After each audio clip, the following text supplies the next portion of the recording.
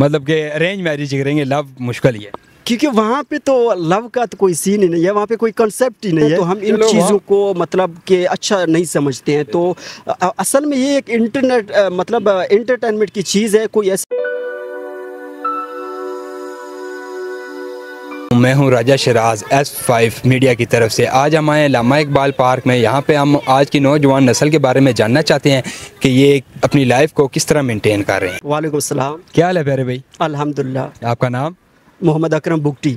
मोहम्मद अकरम बुगटी, माशाल्लाह बड़ा प्यारा नाम है जी आप। जी थैंक यू। सुनाएं, लाइफ कैसी चल रही है आपकी? बस अभी तक यूनिवर्सिटी लाइफ है, तो हम यहाँ पे सारे बुगटी हैं।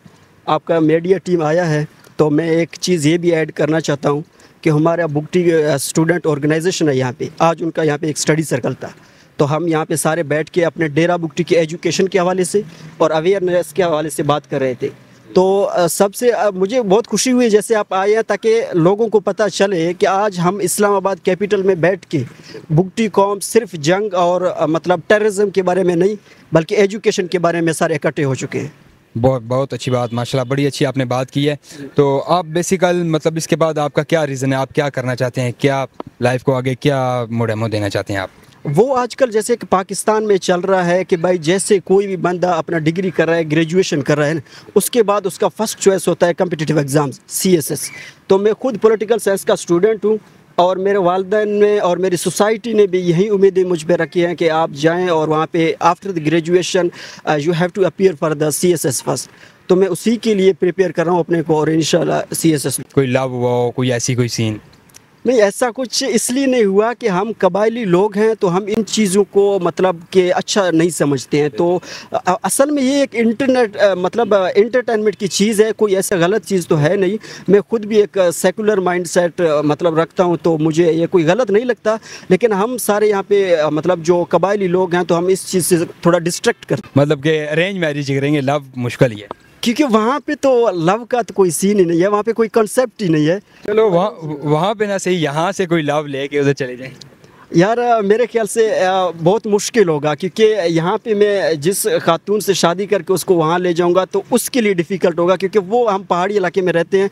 तो आई थिंक सो दैट कि she will not feel comfort over there. कोई ख़ास नहीं है। नहीं, आपके लहजे से, आपके अंदाज से लग रहा है कि कहीं लव शव का कोई चक्कर था। वो तो मेरे ख्याल से ये तो दुनिया में कई मतलब एक तो फितरत है ना कि हर किसी को होता है, शायद आपको भी हुआ है, तो मेरे हुआ है शायद। नहीं, शायद को बीच में से निकालें, कंफर्मली बताएं लव हुआ है। मीन हुआ है हाँ, कि डीप ना मुकम्मल हुई ना, तो बस वो यही समझे ना, वन साइड लव। तो आपको प्रपोज तो उससे करना चाहिए था ना, नहीं, उसके बाद पता लगे कि क्या हुआ क्या नहीं हुआ। प्रपोज अभी नहीं करना चाहता, कि जब एक स्पेसिफिक जब वक्त आए तो मैं कहता हूँ फिर शायद उसको प्रपोज करूँ ना, लेकिन अभी मेरे ख्याल से ये इम्पॉसिबल है। डेमो जो अभी तक आपका पूरा ना हुआ? बस एक ये था कि अभी आपके सामने इंटरव्यू दे रहे हैं, इसकी ख्वाहिश थी। और दूसरा ये है कि कोई लड़की मिल जाए, कोई लड़की सेट हो जाए कोई। क्यों अभी तक कोई लड़की सेट नहीं हुई? नहीं, बस सिंगल हैं ये सारे, तीनों चारों जैसे दोस्त हैं।